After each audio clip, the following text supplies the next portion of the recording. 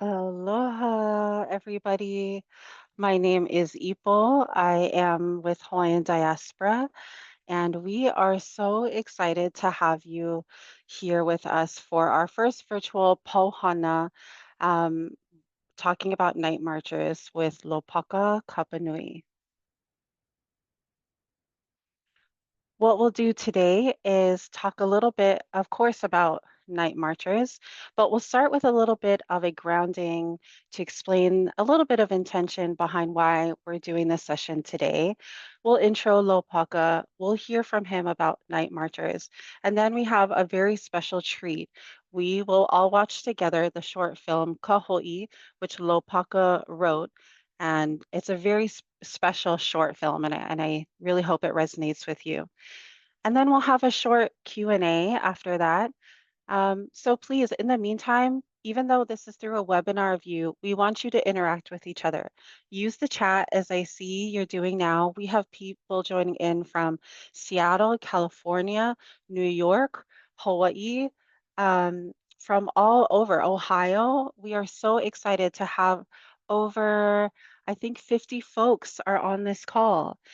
So please utilize the emojis in your view, use the chat, and submit your questions through Q&A.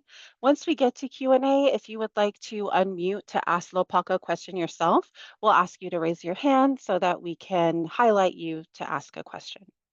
And of course, if you are here live, you are entered into a giveaway for one of Lopaka's books. And in fact, I know we're here for Night Marchers, but I do have a copy of Kahuna here. This is Lopaka's newest book. Just started it, but it's so, so good. So after the call, we will do a random giveaway, and then we will email the winners to choose one of Lopaka's books. Okay, and so with that, of course, the timing is around Halloween, which is kind of fun and a little bit intentional.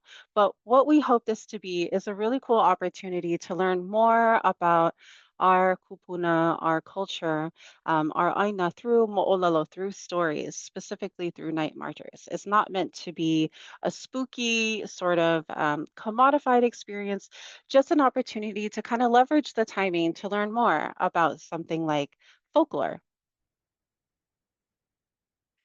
I want to introduce one of our founding members on the Hawaiian Diaspora team, Kunae, to talk just a little bit more about who we are as Hawaiian Diaspora before we start getting into the good stuff.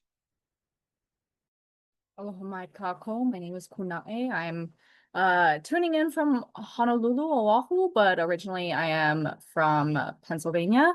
And yeah, I just wanted to share a little bit about Hawaiian Diaspora and the work that we do. As Ipo said, I'm a founding member. I am a community relations specialist for Hawaiian Diaspora, trying to build more pilina, more relationships with organizations and Hawaiians all over. Yeah, at Hawaiian Diaspora, we're centered around empowering Hawaiian identity, honoring kuleana, and strengthening roots. Right, we're a grassroots organization supporting Native Hawaiians living outside of Hawaii, wherever that is, whether it's the continental US or internationally.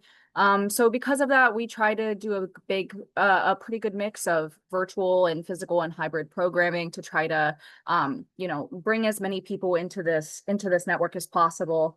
We're also gathering micro data to try to learn more about this community that we're serving to make sure that we are reflecting what this community is looking for, and learning how to create these like safe spaces in a new digital age for Hawaiians looking for connection.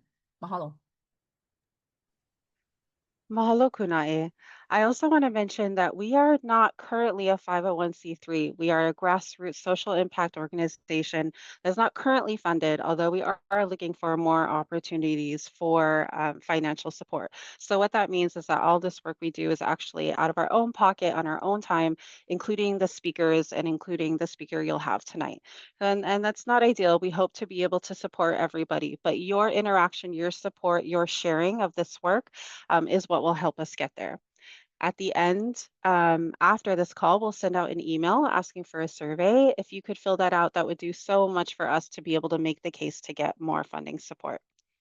And just really quickly, some examples of the work that we have done. On the top row here from left to right, Holding Space is a session that we had back in August with a small, intimate group of folks who were raised in the diaspora, so raised away from Hawaii as Native Hawaiians, who came together to talk in a very safe space about what it means to struggle with the feeling of not feeling Hawaiian enough. We are very privileged to have that session be professionally co-facilitated by two Native Hawaiian care practitioners. One is a psychotherapist and the other is a somatic coach, both of them raised in the diaspora. After 8 months of planning, our team was able to hold this space for those Hawaiians. And that is just the very beginning. We hope to be able to scale that and offer that for topics like those and also expanded topics for you. In the middle, we recently had the chance to be on a panel at the Native Hawaiian Convention in the Seattle area to talk a little bit about how we're utilizing digital spaces just like these to be able to reach out to you and to connect each other to community and to our culture. On the right, we recently had our first in-person, just kind of fun pohana, which was a konane day, konane being an ancient game that some refer to as Hawaiian checkers. And we had the huge privilege of having the expert of Hawaiian checkers himself, John Kaohelauli'i, here to be able to host that game in person. It was a lot of fun. But we're also working on some cool creative ways to be able to make that accessible to anybody, not just in the physical space. On the bottom, we on the left are going to be having our very first Malama Turtle Island Volunteer Week. What that means is we're encouraging all Hawaiians who don't live in Hawaii and our allies to come together to exercise one act of malama or care for the indigenous peoples and lands of which we live among. Here in Seattle, we are going to host a landscaping day for land back efforts for the Duwamish tribe. But we are encouraging you, no matter where you are, to go out and find existing volunteer opportunities or to go to a local museum or cultural center or just take a moment to learn more about the lands that you live on. And this, again, is just a pilot, so we hope to expand that going forward. After that, on November 10th, we'll have a talk with Dr. Kehaulani Vaughn. She is a researcher and expert on diaspora relations and kinship with the Indigenous peoples and lands of which we live on. On that call, we'll be able to talk more about some of these questions that come up for us as guests on this land. So we really hope you can join us there, whether or not you were able to volunteer, to talk a little bit more and ask questions that maybe you don't feel comfortable asking in other spaces. And then lastly, we will have Hi'ilani Shibata on to talk more about the Mahina cycle, the moon cycle, how our ancestors utilized it, and how we can actually mirror and sync those traditions today. So enough about us, but we do just want to put that out there before we start getting to the good stuff. Moving on to our special guest tonight is Lopaka Kapanui. So many of you had said in the pre-event RSVP that you were joining just for Lopaka because he's such a great storyteller and you're just very intrigued to learn more. So Lopaka is a very famous, very popular in our community Native Hawaiian storyteller, also an author, also a kumuhula, and he is founder of Mysteries of Hawai'i, which is a ghost tour on Oahu, which you should absolutely check out if you get the chance. He also was a protege of Dr. Glenn Grant, so think stories like Opake stories, where he learned a lot more about folklore and history, which he has been exercising for the last 25 years through his books and through his speaking opportunities. Kohuna, like I mentioned, is his latest book. And he was also recently featured on NPR's Spooked Podcast Live in Seattle and in California. So we are very, very, very, very thankful to have Lopaka on here tonight. This is a very special treat. So at this point, I'm going to ask Lopaka to turn his camera on, come join us. I'm going to unshare my screen and then we can hear more from Lopaka about night marchers. Aloha. In 1997, a family of three moved here from Encino. And the father, who's a retired veteran, is about 6'5", very intimidating, said the whole point of the move is because he didn't want to raise his son in the city. And so when they moved here, they lived not too far outside of Waikiki, right off the Alawai. And the father said, after a week, even though it was Honolulu, Hawaii, he realized it's still the city. So he said they packed up and moved across the channel to the island of Molokai and said, got a house and a piece of land. He said, every day my son came home from school, homework, chores, dinner, shower, quiet time before bed. He said, my son's quiet time is on the floor toward the empty left corner and having an entire conversation with nothing. And so, as big and as intimidating as this guy is at this point of the story, he starts to choke up. He's crying. He's getting emotional. And he said, I did that to my son. I traumatized him. I said, what does that mean? He said, I yanked him out of this place, took him away from his friends, the rest of his family. He had no chance to say goodbye. Now it's just me, him, and his mom. And now he's traumatized. He's got an imaginary friend. I did that. That's my fault. But he also said, after less than a month, he was over it.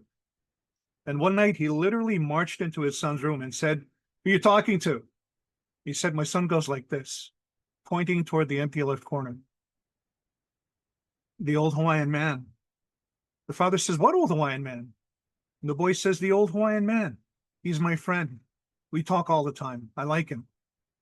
And still upset, the father says, listen, if there's an old Hawaiian man sitting in that corner, ask him right now what he's wearing. If there's no reply, you're in big trouble.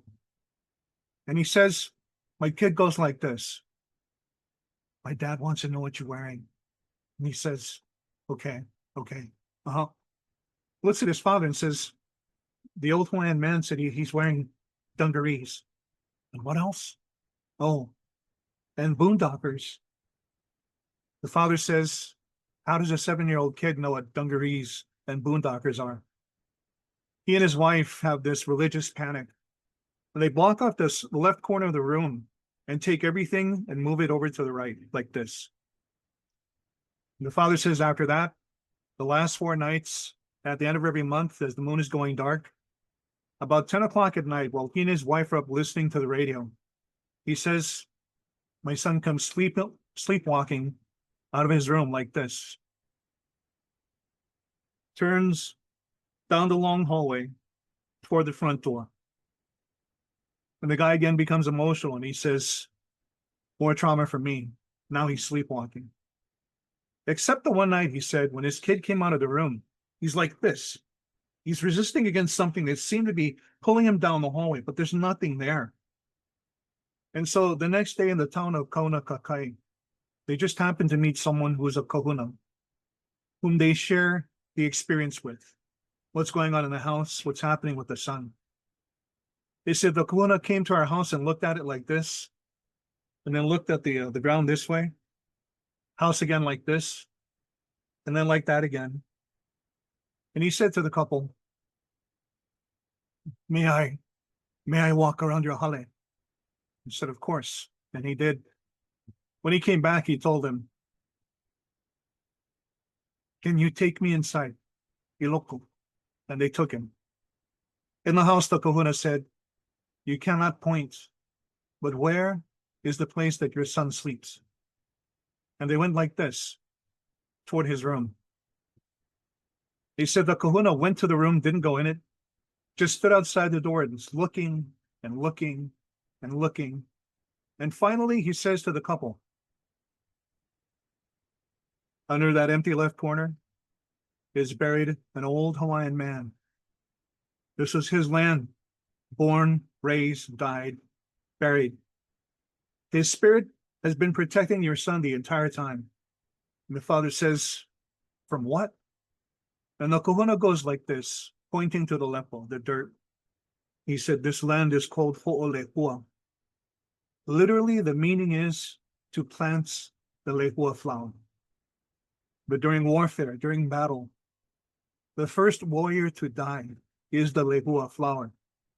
Both sides fight for that body of that warrior because whoever possesses it first offers it as human sacrifice to the god of war.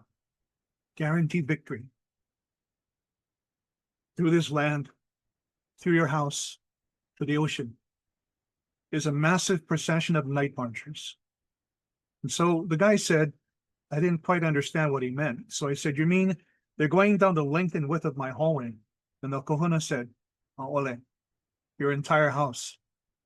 Which is why the spirit of that old Hawaiian man has kept your son in that empty left corner. That's how he's been protecting him from the night marchers. But you folks, you blocked it off. And then you moved everything over here like this, including your son's bed. What you did is you put your son in the path of the night marchers. So those last 4 nights at the end of every month, as the moon is going dark, Kane, Lono, Maoli, Muku. These night marchers have been coming through your hale, and they have been trying to take your son. But then the kahuna said, no blessing is needed. Just put everything back the way it was. Because if you don't, the next time they come through your hale, they're going to take your son, and you'll never see him again. Today, this boy must be at least 38 years old, and he's at the University of Hawaii. And everyone who knows this story, when they ask him about it, his reply is always the same. Oh, I can recount for you my life growing up in Ho'olekua, but that part of it, I don't quite remember. It's a complete blank. Even though my parents insist it happened, they drew down this diagram. He said, I have no recollection of it, ever.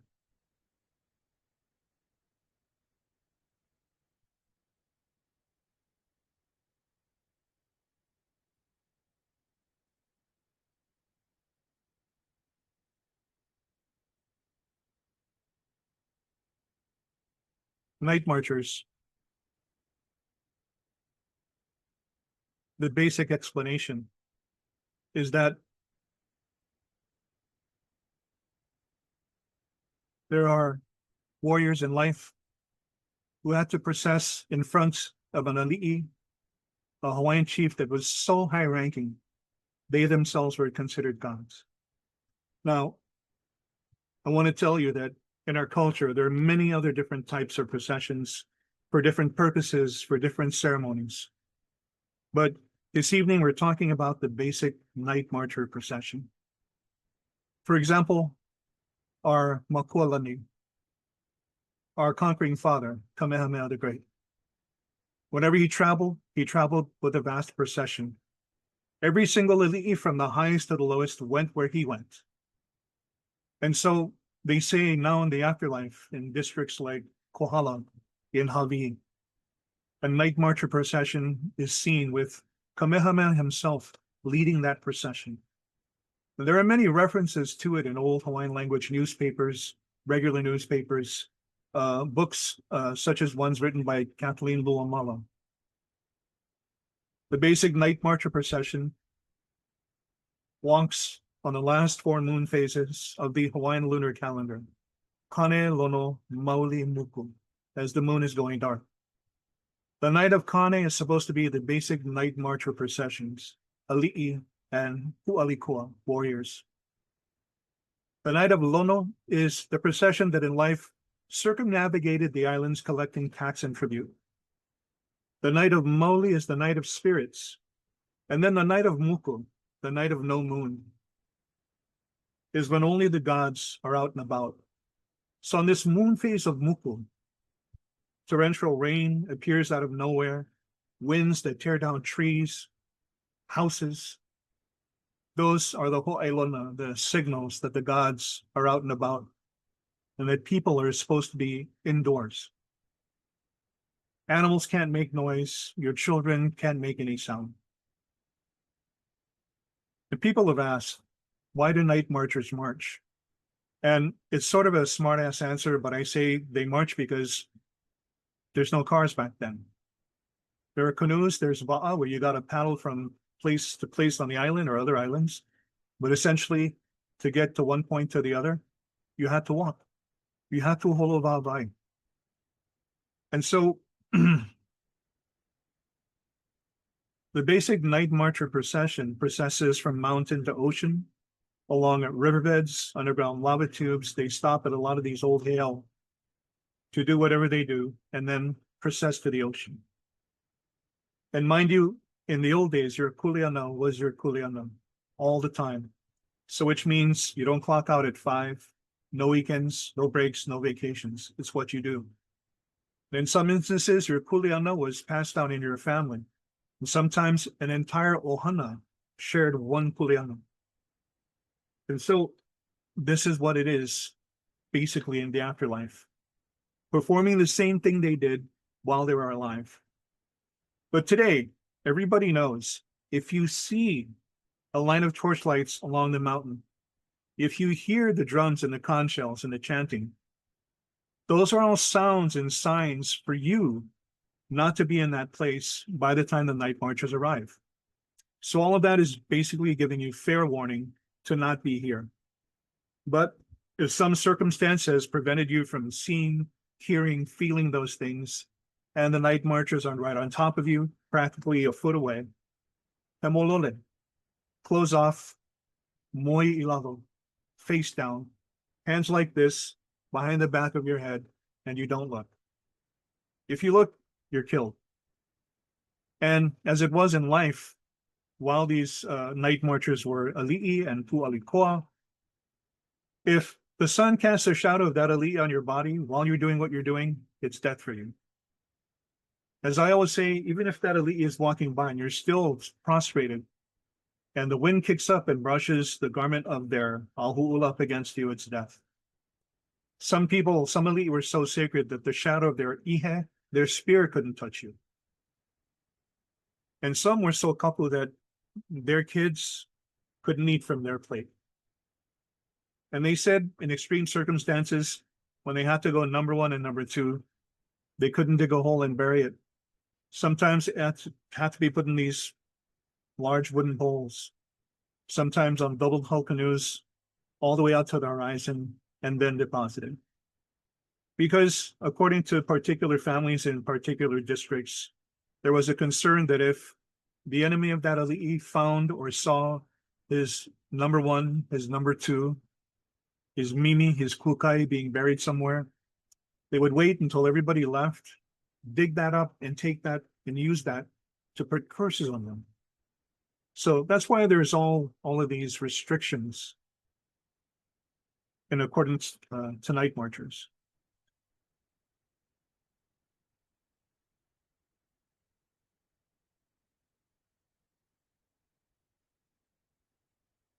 Now, one second. I have something here that I want to share with all of you while I have you.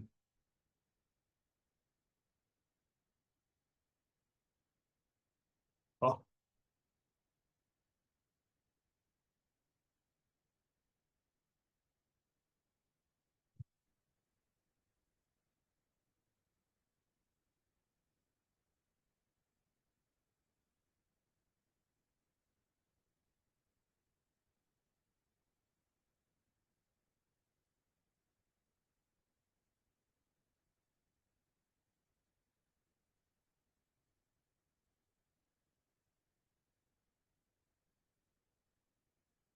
hello, Mike.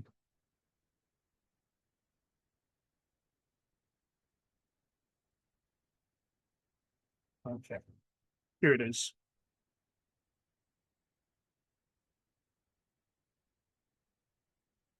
Here we are. Okay. Hello, Mike. So, what do you call it? I think my Mo'oto and I were playing Pokemon on my thing again. They're so spoiled. So, this is something from Pua Stevens' foray. And the granddaughter of Napua Stevens is B.J. Allen, and B.J. Allen's mama was Keahi Allen, who used to run the Kamehameha Hula competition yearly. And then her Kaikamahine, B.J. Allen took it over. And so this is from October 31st, 1971. And so Napua Stevens says, she was a native of Hawaii Island and spent her her entire childhood vacationing in Kohala at the rambling hilltop home of her great-great-grandaunt, Ka'au'au Lahi Lahi Tioho Kalole Kailikini, whom she called Kualua. On one of these visits, Napua encountered the Kahua Ka'io Kapo, the night marchers of Hawaii. And then this is her mo'olelo. And she says, on our arrival from Hilo, Kualua started her welcome chant that sounded to our young, frightened ears, not unlike the spooky Halloween ghost sound. It was a kuo, a dirge-like chant, and it was eerie. Kualua chanted a tribute to those kindred dead whose mortal remains rested just a few steps from the house. She told them of our coming and asked that they join her in making us welcome. She chanted our genealogy and our close family ties. She blessed us and thanked the spirits of her ancestors who helped to make our travel safe. After a beautiful meal, the rules of communal living, there are at least 13 cousins, 4 uncles, and a covey of aunts, were issued by our beloved matriarch. Among the do's and don'ts were the following: no whistling in the house. To do so would be to invite a spirit from the outside to participate in some prank, while the whistler is the victim. No playing, no eating, no activities enjoyed during the day were permitted after twilight. So everything you did during the day, you couldn't do at night in the house. At night, those privileges belonged to the souls who restlessly prowled about. All business transactions must be completed before twilight. Any business completed after that hour was subject to change, and the participants enjoyed little or no success. We were not permitted to roam at will across a grassy, meadow-like piece of land that was situated directly below Kualoa's property that led to the sea at Ponoipo. When Kualoa told us she was going to visit relatives, we were ecstatic. She would be gone long enough for us to venture into the Kapu area. It was quite a late afternoon, and there were about 10 of us. We skipped, we raced, we walked, and ran down the short dirt road that led to our great adventure into the unknown. That Kapu place where they're not supposed to go. Single file, we ventured cautiously at first, then recklessly when we thought there was nothing to be afraid of. Suddenly, I was aware of wind howling through the trees, a lonesome sound. Then I realized there were no trees. It was impossible for wind to whistle through non-existent trees. I heard heavy footsteps, the beating of drums, the murmur of voices. To my horror, I found I was alone on a grassy plain. My relatives had deserted me. Their retreating figures were disappearing in a cloud of dust. My feet wouldn't move. I stood rooted to the ground while I froze and my voice failed me. The drums drummed louder, and the sound of marching feet was practically on top of me. I heard again the murmur of voices that had become loud chants. Suddenly, without warning, I was shoved rudely off the path into the high grass, and I heard the name whispered into my ear as I stumbled. The name was Kauhinuia Kama. I regained my equilibrium and ran as fast as I could toward the home and Kualua. I had no doubt that she knew where I'd been, but she offered me refuge and said not a word. When my sobbing subsided, I asked Kualua the reason for the sound of drums and chants and marching that I heard. I told her the rude shoving that happened to me and asked her the identity of the name that was whispered in my ear. At the sound of the name, Kauhinuia Kama, tears rolled down Kualua's leathery cheeks. She rocked me in her arms and cried softly, calling the name I'd given her. Awe, awe, Kauhinuia Kama, awe. She told me I'd walked into the path reserved for those who are permitted to roam the earth. Those are called the night marchers. But if not for the intercession of the person who shoved me aside, I might have been killed. His was a gesture of love and concern for a relative. The name he'd whispered to me identified him to Kualua. Kauhinoya Kamu was a name that belonged to our people.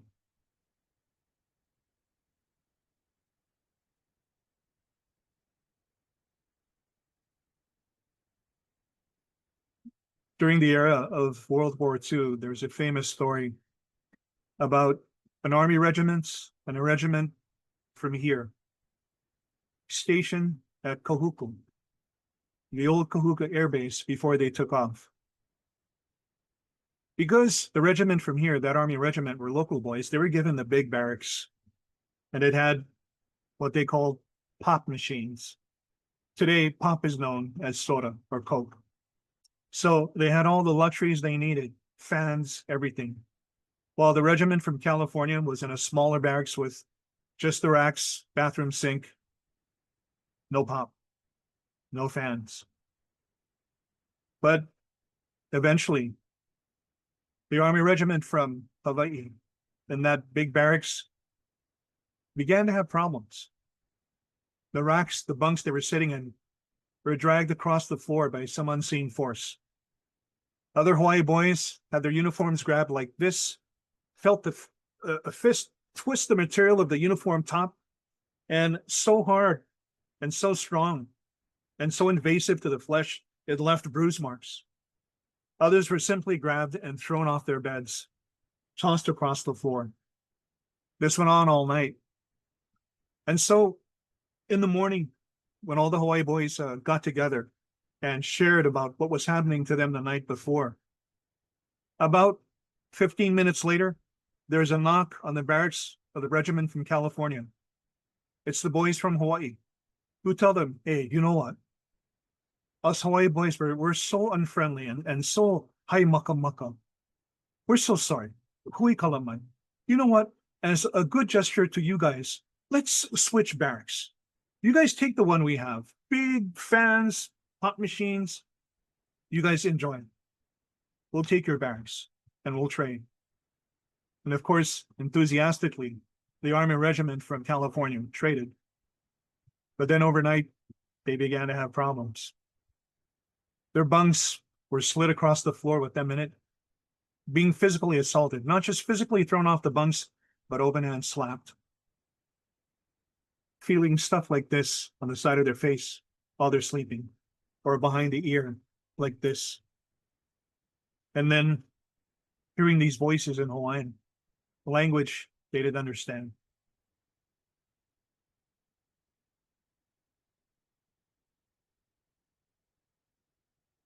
When I was working for Punalaleo years ago, one of the kumu, her family were kahu for a halepule, a church on Hawaii Island in Kona. And hui kalamai, na poe mai kalamai, ua poino wau ka inoa o ke la halepule. You'll excuse me, my friends from Kona, I forget the name of that church. But she said, we lived in that Kona area, you know, where all the hotels ended up being, right near the ocean. And she said, one night, came home from work because, you know, I worked at one of those hotels, the name I don't want to mention. And as she's parking her car in the garage, she said, my brother's outside in his nice aloha shirt, his nice slacks. But you can tell he's a real Hawaii boy because instead of nice shoes and socks, he's wearing slippers. And he got the hairbrush in his back pocket because he has long hair. And so we all laughed. And she asked him before she went into the house, oh, what's up with you? And he said, oh, I'm going to take out this new Holly girl from work. So she's going to pick me up. We're going on a date. So I'm going to wait out front because, you know, she has having a hard time finding the address. So this kumu said, okay. Then she went inside. And then maybe about less than 20, 30 minutes later, she said, my mother's asked me to go to the store to get some boiled peanuts. She's pololi, make pololi. She's hungry. And so the woman says, as I walk outside, I'm walking to my car. Now it's dark. And if it wasn't for the kerosene lantern next to her mailbox, you wouldn't know where my house was. That's how dark it was. And so she's walking toward the car. This light from this kerosene lantern, she almost steps on something that's on the ground. It turns out to be her brother on the ground, fetal position, hands like this, and he's crying and sobbing. He said, "Wake up." She goes, "Wake up, wake up." I said, get up, get up. And so she finally helps him up. So he's not knocked out. He's just terrified. When he comes out of it, she goes, "What's the matter with you? What are you doing here like this?" He said, "I was just waiting for my date." And then I stepped inside the garage for a second, and he said, all of a sudden, it smelled like sulfur. It smelled like something died. And then this sound was so deafening. And I heard like Hawaiian guys just yelling, "Pepe oya, omake oya." And he said, next thing I knew, get Hawaiian warriors coming down our street. And he said, when he stepped out to see what was going on, he thought, oh, maybe hula halau, or I don't know. He said one of the night marchers walking up behind him smacked him at the back of his head really hard and forced him down to the ground, literally fixed him into this fetal position. And so he said, I never liked dying. I didn't know what to do. And so within that short amount of time, this kumu from that punana leo said, I missed that whole thing.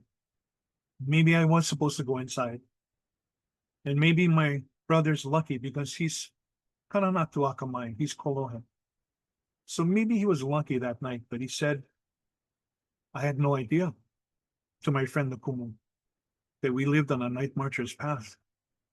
Maybe we had to move out.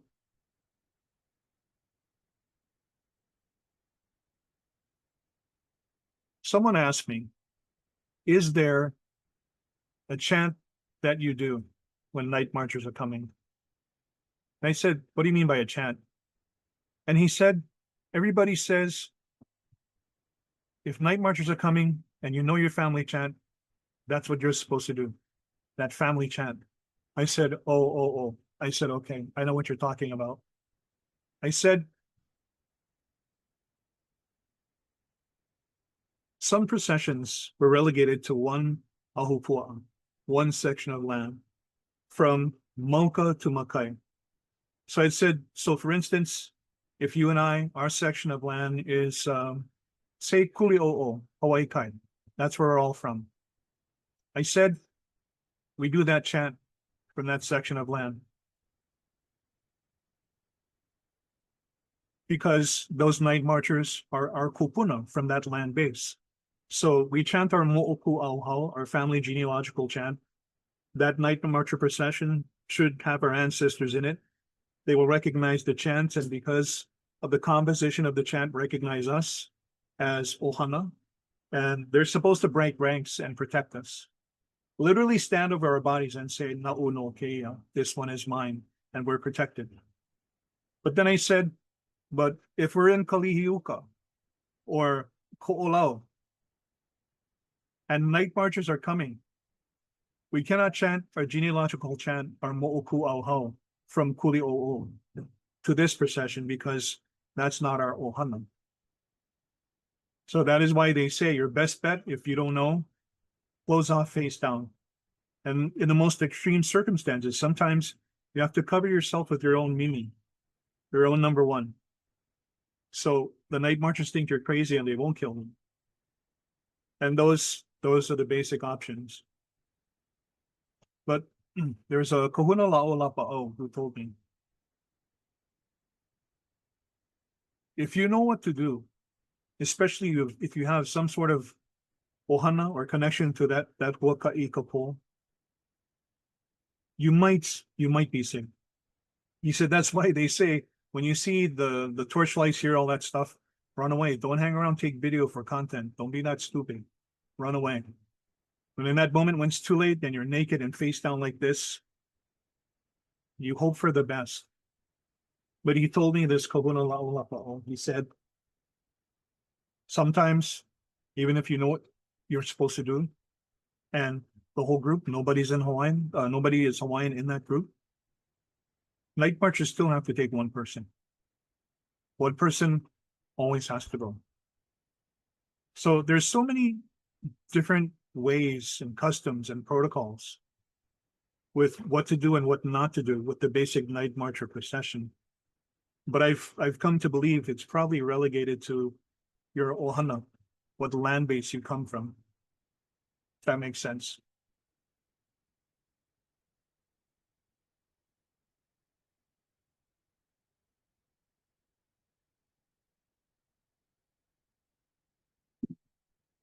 I'm sorry, you can't hear it from where you are, but there's a bunch of screaming kids behind me.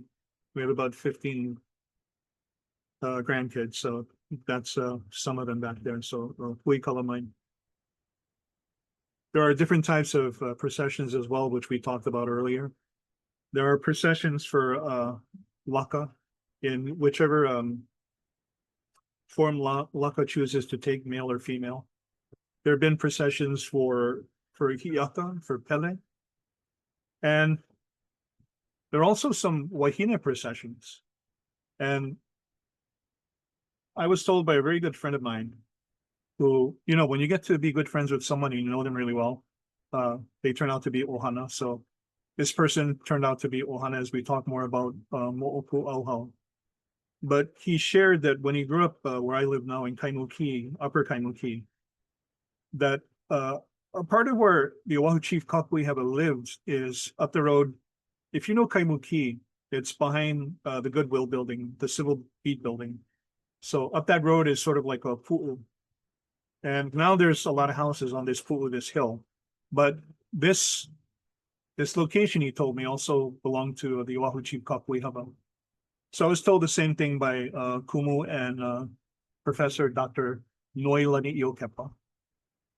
And so my friend said this female procession, this Wahine procession, would come from that pu'u and come up through Kaimuki, through Telegraph Hill.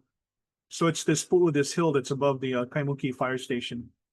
It would travel to the upper part of Kaimuki until it got to Esther Street in Kapuhulu. And then it would just, nalovale, it would disappear. I was told that it was an all-female procession, all Wahine, that processed on the moon phase of Hua. So the Hua moon phase, if you know the word Hua, it means fruit, one of the meanings, which sort of makes sense, my friend told me, because all Wahine procession on the Hua moon phase. He says during those moon phases, so the moon phase is in play from midnight to midnight, he said, you try and listen, the upper part of Kaimuki, you'll hear a succession of dogs barking, all the way from Upper Kaimuki all the way down to Esther Street. He said he was told by his kupuna growing up in this area that procession reappeared at the waters of Kaimana Beach, we now call Kaimana Beach, where the natatorium is.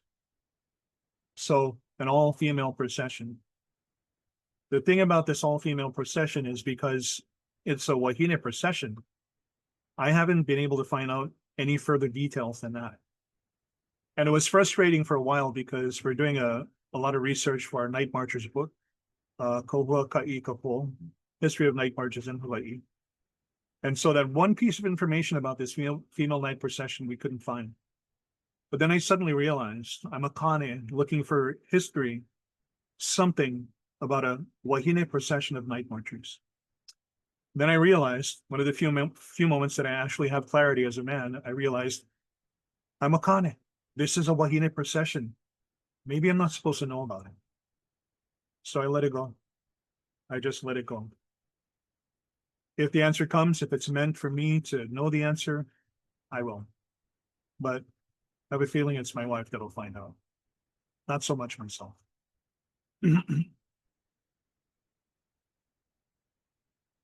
Hello, my. Trying to just get this thing adjusted here. We have, okay, so it's 3:48. And so I mentioned there are other processions. There are processions where the kahuna would take a procession of people to the kohibi to find koa, to hew down with which to carve kalaiwa, canoes out of. And so in some circles, some wood carvers have told me, and I'm not sure if curated is the right word. If it's not, please let me know, kalamai. No disparagement to kahuna kalaiwa. But as I was told, these trees were curated, fashioned in a certain way to grow straight and tall in the way that they needed as it's growing. So they chop that kumulao down. It's basically in perfect formation to be carved into a va'a kalua probably. Some of these processions were so coupled because there were prayers going on, pule going on the entire time, that if they found someone who was not supposed to see it or had broken some couple, they would take that person along with them in that procession. So that after that tree was hewn and all the pule and protocol were done, that person would be offered as a mohai kanaka, in that procession.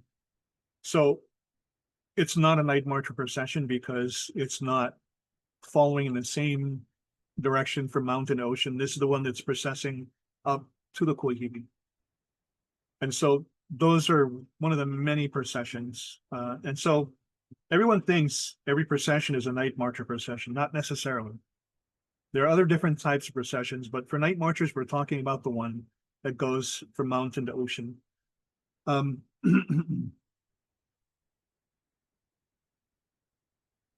I will say that there is a procession, and this was told to me by the Marinus brothers at a certain school for boys on the campus of Chaminade University, that they had found in recent years a map that showed a system of underground lava tubes beneath the campus of this school, which to me makes sense because there's talk about a night marchers procession that comes from the back of the Pali Lookout and goes over three mountains, Konahua Nui, Aihua Lama, and then Wa'ahila.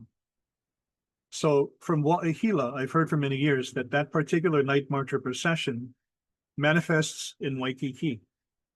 So nobody knew how it would come from the Kuihiwi out to Waikiki without being seen going from that point from Mauka to Makai.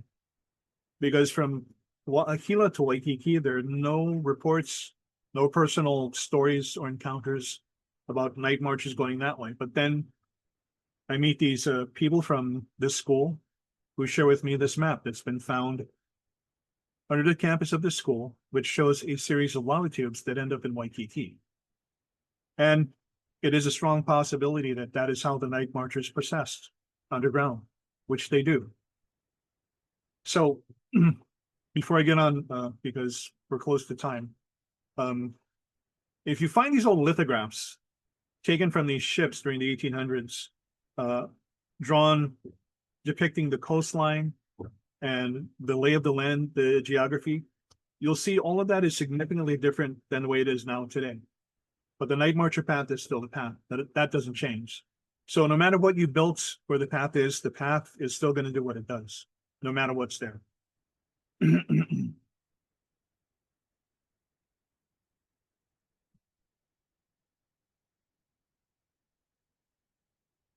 So what I wanted to tell you is this particular path breaks off in two halves because that's how massive it is. One part of it goes through the grounds of the Royal Hawaiian Hotel, which was once a heiau itself called Helumua. So that would have been the Royal Hawaiian and the Sheraton. So when it gets to the beach, it goes left, and it's supposed to conclude at this heiau for surfing at the base of Liahi, which we know as Diamond Head. The one that goes to the right is supposed to, according to the caretakers of Kauai Hau Church Graveyard, this procession of night marchers comes up Punch Bowl and concludes on the grounds of the tomb of King William Charles Lunalilo.